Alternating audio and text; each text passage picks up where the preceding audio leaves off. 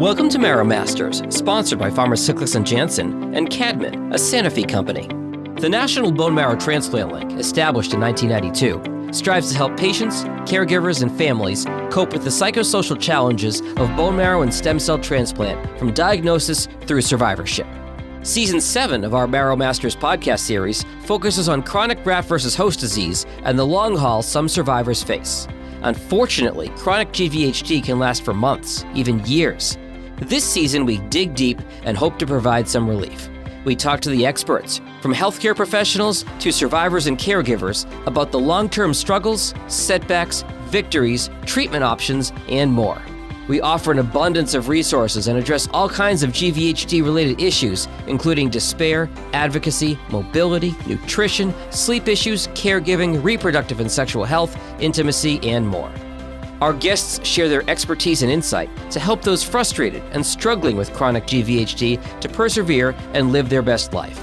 Here's your host, Executive Director of the National Bone Marrow Transplant Link, Peggy Burkhardt. Welcome, everyone. Today we have the pleasure of welcoming Ann Haehn of Colorado. So Ann is a long hauler caregiver to her daughter, Genny. And I'm going to let Ann share their story, but I do want to say something. Ann is not only extraordinary, but so real about it all. I am humbled and honored to help Ann share her family's journey. And by the way, her daughter, Genny, she's pretty incredible too, just like her mom. You'll get to meet her another time. But for today, we're going to talk to Ann. Let's start from the beginning. Tell us about Genny's initial diagnosis and your role too. Peggy, thank you so much for asking me to be on this podcast. It's quite an honor to speak to you and to your audience who goes through so much with chronic GVHD. Genny's story began back in March of 2011, and I remember it pretty clearly because I was at the airport in Atlanta getting ready to come home. I traveled weekly, and Genny called me in a state of panic and was at the emergency room. Her numbers had tanked, and they were getting ready to admit her.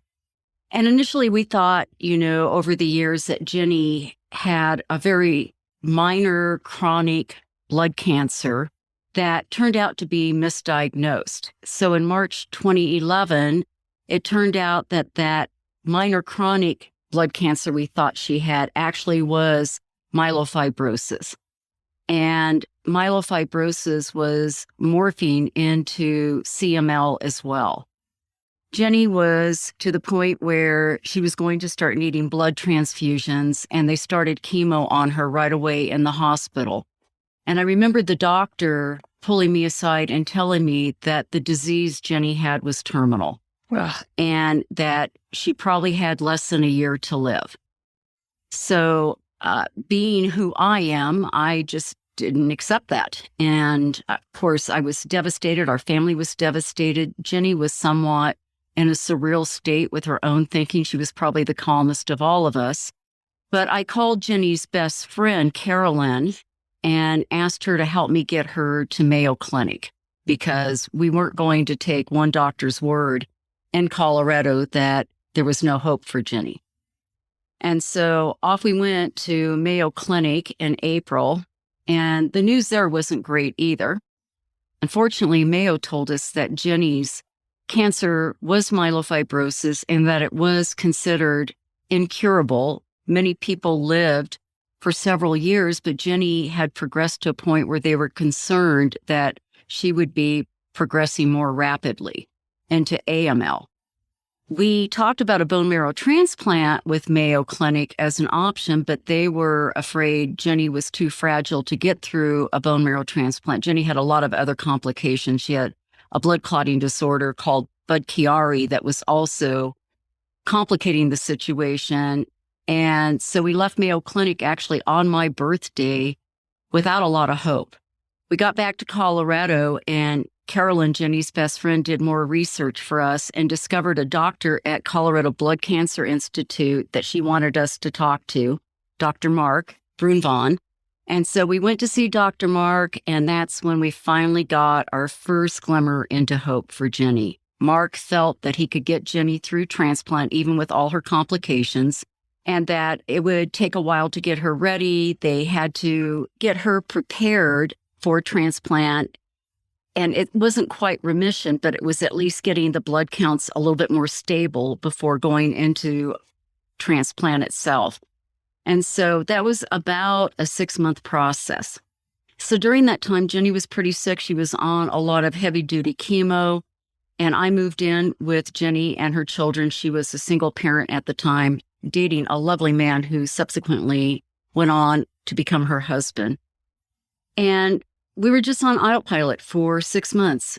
And because Genny was so sick, as a caregiver, I stepped in and did the domestic chores as well as the physical caregiving of Genny. So there was always family laundry to do, cleaning the house. Really important for us to keep the grandkids to a normal routine. And then, of course, there were just doctor appointments at least 5 times a week, taking Genny to get blood transfusions or taking her to and from chemo. Of course, with chemo, there always comes the upset stomach. So it was, quite frankly, just cleaning up a lot of puke too, including pulling over on the side of the road, driving her home so that she could throw up. Oh, boy. There was, taking my granddaughter to her ballet performance, rushing Genny to the ER at 11 p.m. at night because she had a fever spike, grocery shopping, making dinner. And I was still working full time. So my boss just let me work from home. And so oftentimes it was after the kids in bed and I was working till 1 or 2 in the morning. Wow. It was exhausting, but we had hope. And when you have hope, you muscle through, you just push through it all. I think the hardest part during that time, however, wasn't all the work that was done to just take care of the family and continue to work and take care of Genny. It was really waiting on all of the results, waiting on the biopsies, waiting on the blood tests, waiting in the transfusion room while she got chemo. And the hardest wait of all was waiting to see if she had a bone marrow donor match. The good news for Genny, of course, as everybody will know now, since she does have graft versus host disease, is that she did have a match. And so, we just all felt so grateful and so hopeful during that time. Oh, Ann, that's great. So happy to hear that. And we're going to continue this story. So now Genny has a match. So let's talk about preparing for transplant as the caregiver. Yeah, so because Genny was a single mom, she was in a relatively new relationship with her boyfriend.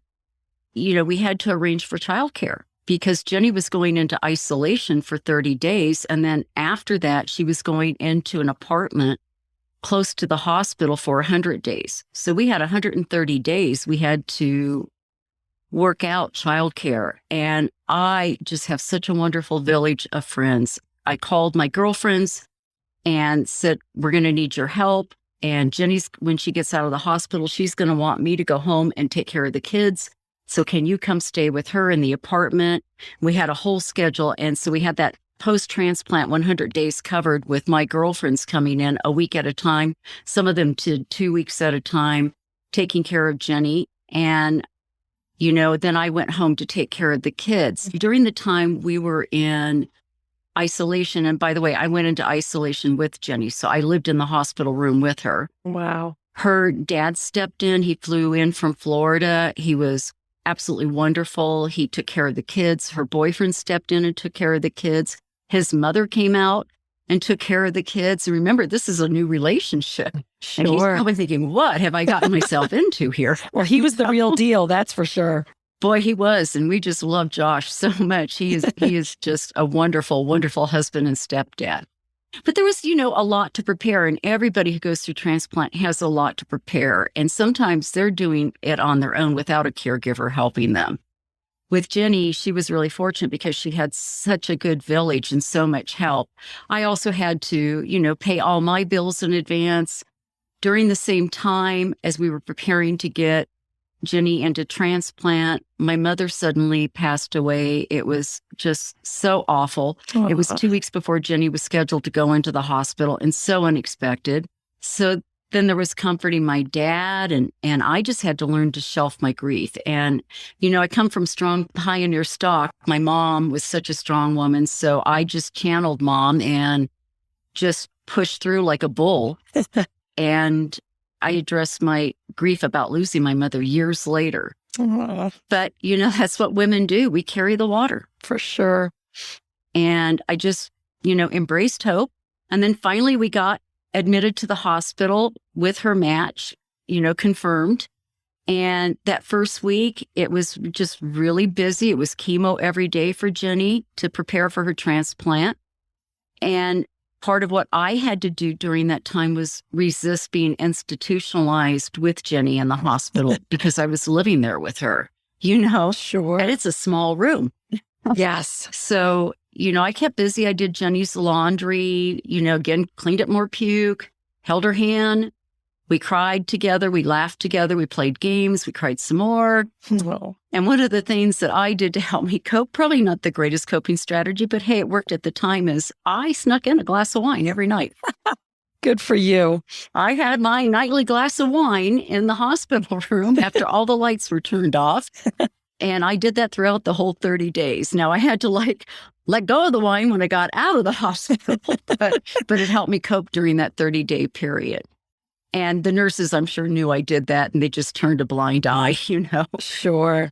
It wasn't a bad time during the chemo period. Genny fell asleep a lot. She felt sick, but she was so excited about getting her transplant. She fell asleep a lot. We would rewatch the same movie a dozen times because she would fall asleep in different parts of it. Yeah. So, I learned to really also try to figure out how to take care of myself. So I would get outside every day and walk. And I just developed a great love of coffee. I'm sure. But I really hated the hospital showers for guests. They were, that was, I had to really get over the ick factor. I bet. Thank you for sharing all of this. Okay, so now we get to transplant day, and then it's early days post-transplant, more isolation. How did you manage all of the emotions during this time, Ann? It was tough.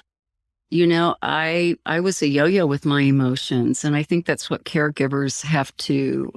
I resisted that when I first went in. I wanted to be so stoic all the time, but I had to learn that I'm human, and I had good days and I had bad days. The day of Jenny's transplant, we were celebrating, but it was also a really, really hard day on Genny because she had radiation twice on that day, and it was full body radiation. Wow.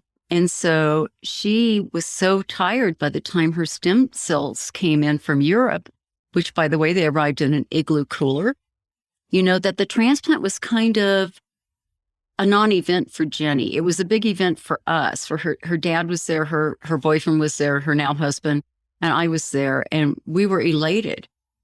But, the next 25 days in isolation, the emotions just kind of swung all over the place. And it was a lonely period of time. When someone goes through transplant, they get neutropenic and they have very low blood counts and are highly susceptible to infections. So we as a family made a decision no one was going to come in and see Genny during that 25 days in isolation. So it was Genny and me.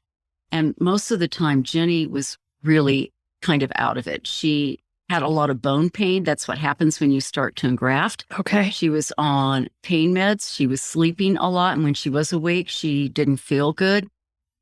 So, I sat there just watching, waiting for engraftment, charting blood work. I did things like knitting blankets for other cancer patients to try to help get my head out of everything that was going on in our room.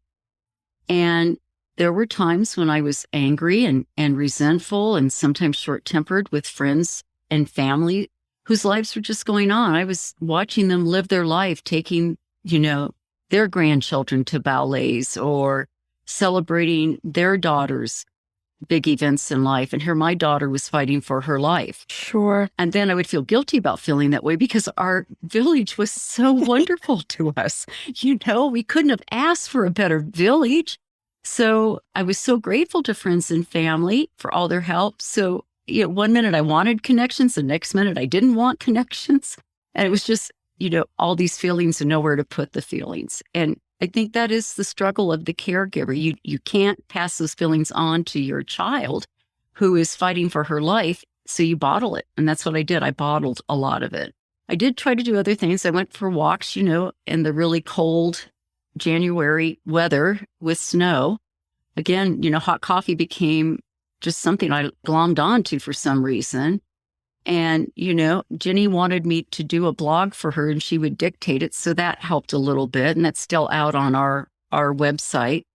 But a lot of times, I would just be watching Genny sleep and praying over her and holding her and helping her to the bathroom and helping her throw up in the toilet and then soothing her back to sleep.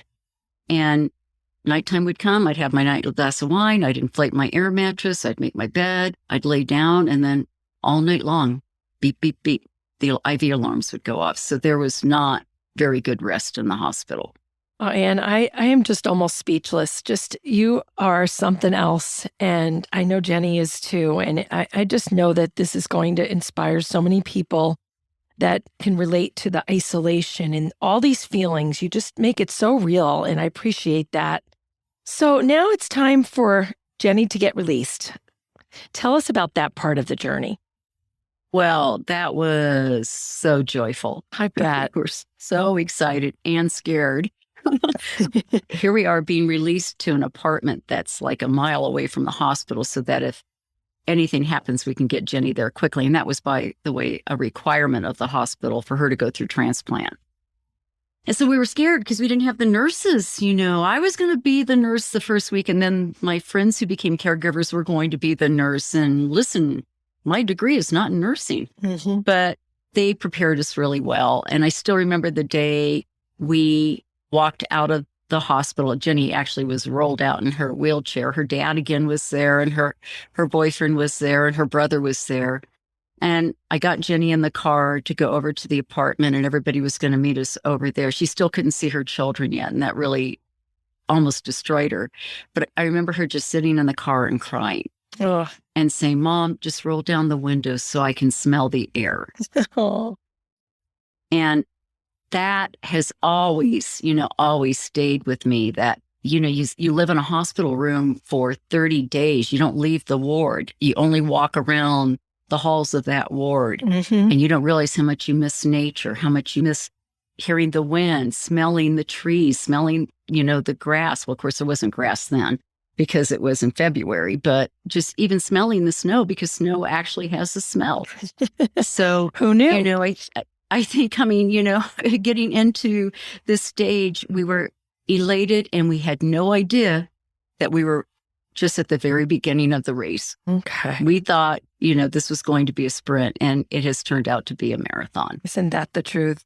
So the focus of this season is on GVHD. And I know you had mentioned that Genny was given the gift of GVHD. So let's talk about how a caregiver, someone especially like you that's been with Genny through it all, how do you saddle up for the long haul? Yeah, well, you don't know. You don't know till you know. We knew she needed to get GVHD to some degree, or she wouldn't in Graft. You have to get some level of GVHD. So when we saw the first signs of GVHD, we were excited because that was a positive sign. Genny was engrafting. And from my memory, I believe that is called acute GVHD. What we didn't know is that Genny was going to get chronic GVHD.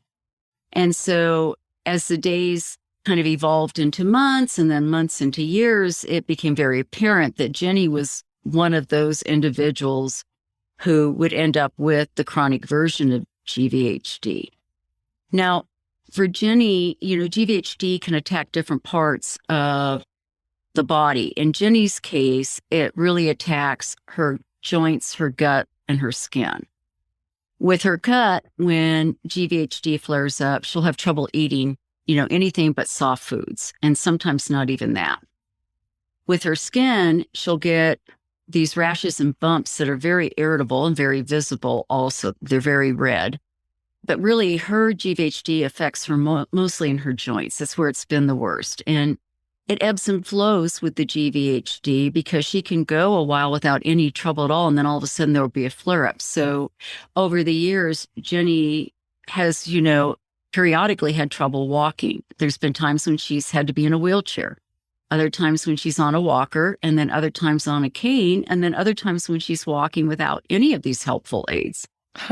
If it's okay, I'd like to share a story with you about her GVHD that I think is kind of funny. Sure. And we've learned to laugh. We have to embrace this. resisting doesn't do any good. You either get chronic GVHD or you don't, and resisting doesn't make any difference. So, we've learned as a family to embrace it, and Genny certainly has. So Genny, after when she was going through a transplant, I said to her, you get through this transplant. She always wanted to go to Europe. I said, we're going to take you to Europe first class. And we're going to, at that point in time, she and Josh were engaged. And so, we knew they were going to get married. So as soon as you're well enough, we're going to take you and Josh to Europe first class. By the time we went, they were actually married. We had to wait for her to get a little bit better. Okay. And at that time, her GVHD of the joints were in full flare-up, and she was primarily mobile in a wheelchair. Okay. And she wanted to see England, France, and Germany. And we said, okay, we're going with the wheelchair. Now, if you could see her husband, Josh, you would understand why I thought this would be okay to do this, because he's very strong, very fit, and incredibly muscular. But even Josh, at times, like, Europe's cobblestones. Oh, wow. And they're uneven cobblestones. And he's rolling her over these uneven cobblestones. And Jenny's going bump, bump, bump, bump, bump. But she embraced every minute of Europe. Getting on the trains was so interesting and challenging, because those trains in Europe leave on time. They wait on no one. Okay. So here, we had to get Genny out of the wheelchair, up into the train. So my husband would take her and get her seated. We had so many bags with us because we had to take IV fluids with us. And we were doing a 2-week trip. So we had all this luggage with her medication and her fluids in the wheelchair. And so Josh is literally throwing stuff up onto the train while I'm trying to get it settled into the luggage racks. And people are trying to maneuver around us. And they just probably thought those crazy Americans don't know how to travel. We always bring too much. Oh, I love it. But really, so much of it was her medical stuff that we had to bring. So we all just would laugh about it and just have a good time with it. The GVHD of the joints, it's not just that it makes her immobile, it causes pain. There's quite a considerable amount of pain in the joints. And so she took a lot of pain meds when she was really, really hurting. And so there were times she would fall asleep in key places that she wanted to see, like the Hall of Mirrors at Versailles. So she kind of missed it, but we took pictures and showed it to her afterwards, where she's kind of conked out in her chair. Hey, she was there, right? She was there, yeah. So, I don't know, we figured out how to deal with it. Even on the plane, we were in first class, and Genny had to have her IVs, and we would just hang the IV bag from the ceiling. The flight attendants were so helpful doing that. Passengers kind of looked at us like, whoa, what's that all about? But, we just did it. Yeah, you sure did. It's been 10 years now since Genny had her transplant, and her chronic GVHD is not as bad as it was in the early years. Good. And so I want to give people hope who's hearing this. If you're in your early stages of transplant and you've got chronic GVHD, just know in time it's going to level out. It doesn't mean it will ever go away. For Genny, it hasn't gone away. It's not nearly as bad as it used to be. And we reached out to someone who was a long-term survivor and asked them what their experience was with their chronic GVHD. They told us it took about 6 years for them to kind of get into a rhythm with the chronic GVHD. And that was about what it was for Jen, too. Okay. She still has GVHD. She still gets a type of chemo several times a year for her GVHD. She still has flare-ups. She hasn't been in a wheelchair for a long time. Well, that's good news. She does have to use a cane periodically. Some of that may be for the GVHD, but also, Genny had necrosis of her hip from the radiation and had to have a hip replacement. So it's multifaceted. It's not just chronic GVHD that plays into the marathon, but it is part of it. And I just want people to know it ebbs and flows.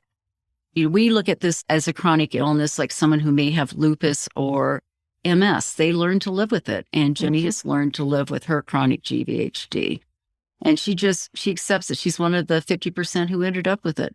And she has said, she'll tell you, when you talk to Genny, she'll tell you that she'll take her chronic GVHD over the terminal blood cancer any day of the week. Wow, that's good. She's so thankful for the progress that GVHD treatment has made over the last 10 years. And she's hopeful that even more innovative treatment is forthcoming. And we have all learned to manage the flare-ups better. And what that really means is just granting Genny grace to rest and take care of herself when she's in the middle of a flare-up. And that's what any of your audience out there who is dealing with chronic GVHD needs to do too. Grant yourself grace. Absolutely, Ann. This is terrific. And I will tell you, it is so exciting right now. The novel treatments that are coming out at such a record speed, there is definitely big things on the horizon and big things that have just been in the last few years. So there is a lot of hope for people listening. Next, let's talk about where you guys are today. Your new normal, Genny's. Being such a mega caregiver, just let us know where you are today, I guess. Okay. Well, we're in a much better place today. You know, Genny and I became very enmeshed with each other. We've always been very close. We have a very close mother-daughter bond. She has a very close mother-daughter bond with her daughter. And, you know, when you go into isolation with your daughter for 30 days and you are caregiving for a couple of years, it's hard not to become enmeshed. So our boundaries just got erased. They were just non-existent. And I was stepping into territory I should not have stepped in. She's an adult, and she got to a point where she was able to take control of her own decisions about her health. And sometimes I didn't agree with the route she was going. I thought she was putting herself at risk, and I needed to back off. I needed to learn that I no longer fulfilled that role. And that was hard for us to, you know, kind of separate. And Genny had a high dependency on me. So Genny was going through a learning curve to separate as well. So we've had really healthy conversations about this. And listen, we had great arguments, really great arguments. I bet. And then we would go, we're so enmeshed. We're so unhealthy. That's we great. have to create space. So we've gotten there. I feel like we're there now. I really do. I think I've had to learn how to create space for me to self-receive again because I was in that giving place for so long. Sure. And Genny needed space for me to get back into that adult relationship with her. You know, my mothering shouldn't be hovering. And, you know, I think when I look back on all the caregiving years, and there's not a lot of caregiving I have to do anymore for Genny. She's so self-sufficient. She's got a wonderful husband, adult children now of her own. But I do step in periodically. She still gets hospitalized every once in a while. I just look back and say, and this is just for caregivers in general, I think any caregiver will say this isn't just my viewpoint, but when you are called to caregive, it really is a sacred honor. Yep. It's such a sacred honor to have someone ask you to help them when they are the most vulnerable and at their weakest and most fragile state. Yep. And I look at that, I feel like I've walked on sacred ground, and it has been an absolute honor and a gift for me to be Genny's mother and her caregiver. And we just live in hope and we live in gratitude, and we keep trying to pay it forward because it was paid forward for us by so many. Oh, wow. I'm just a little bit speechless here, Ann. You really nailed it. So, Ann, there's another part of your story that we haven't gotten to yet, and I'm really excited to talk about this. You, in your spare time, started a foundation called Genny's Hope. Please tell us about this because it's so interesting, and I know a big part of the mission is to sign up bone marrow donors to the registry, and that is so very important. So tell us about it. Yeah, so, you know, I'm not going to go into the whole history of how this started, but I will tell you that I had a spiritual prodding to start Genny's Hope Foundation, and I did it before Genny even had a match, before we knew that she had a match. And I had an awareness that Genny would have a match and that she would be okay. And so I started a foundation called Genny's Hope Foundation, again, before Genny even had a match on the registry. And I called on my network of friends. I'm very fortunate to have a wide network. I always say I have a big life because I have a lot of people in my life that just fulfill Genny and me and our family. And they stepped right in and helped. And it was 11 years ago in June that I started the foundation. And over the years, we have done, I can't even tell you how many bone marrow donor registrations we've done. It's to get individuals on the registry. We continue to do these drives. We've definitely made an impact. I need to get updated numbers, but I will tell you we have affected probably at least around 75 people's lives in finding them a match. And it's not easy to find a match. It takes a lot of people to be on the registry to find a match. And so our goal is to educate, help people understand that they can save a life with an organ donation, because bone marrow is considered an organ donation, as are stem cells, without having to die. And we're so proud of what we've accomplished and proud of our volunteers. Now, it's hard to sustain a nonprofit for 11 years. The volunteers get tired. The board gets tired. And we didn't want Genny's Hope to just kind of die on the vine. So we recently merged with a foundation called Small Choices here in Denver, and it is run by Katie Poppert Sullivan. And Katie was one of Genny's infusion nurses, and Katie has a whole history in the blood cancer world with family members. And she is so passionate and so energetic about helping people. And she's always had a nonprofit, and it's just a match made in heaven. And so we have become a subsidiary of Small Choices now. And if you just Google Small Choices, you'll find Katie's website, and you'll find Genny's Hope as a tab out on that website. I already did, and I loved it. So, Ann, I just want to let you know that in the show notes, we can include different links for Small Choices and Genny's Hope, and people can learn more about it when they're not driving. That's awesome. Thank you so much for doing that. Oh, no, it's our pleasure. And I just want to thank you again for sharing your heart and your grit and your grace. What a family. I'm just so humbled and inspired by you. Well, thank you so much, Peg, and for getting the word out. We've been following BMT Link for a long time, and it's such a great resource. And I really want to thank, the National Bone Marrow Transplant Link for the opportunity to share our story, but also for what you do for everyone out there. The blood cancer world is a small world, and we get each other's language, and we need to help continue to support one another, and the support you all provide is just invaluable. So thank you very much. Well, thank you for that. We sure love what we do around here, and the podcasts are definitely one of the best parts. And I thank you again for being a part of this one, and let's stay in touch. Absolutely. It was my pleasure. Thank you. This has been the Marrow Masters Podcast. If you know someone who would benefit from the information in our show, please share this episode with them via text, email, or social media. Don't miss an episode of our show. Follow the Marrow Masters Podcast on Apple Podcasts, Spotify, YouTube, or wherever you're listening right now. To connect with the National Bone Marrow Transplant Link, visit nbmtlink.org or follow the link in our show notes.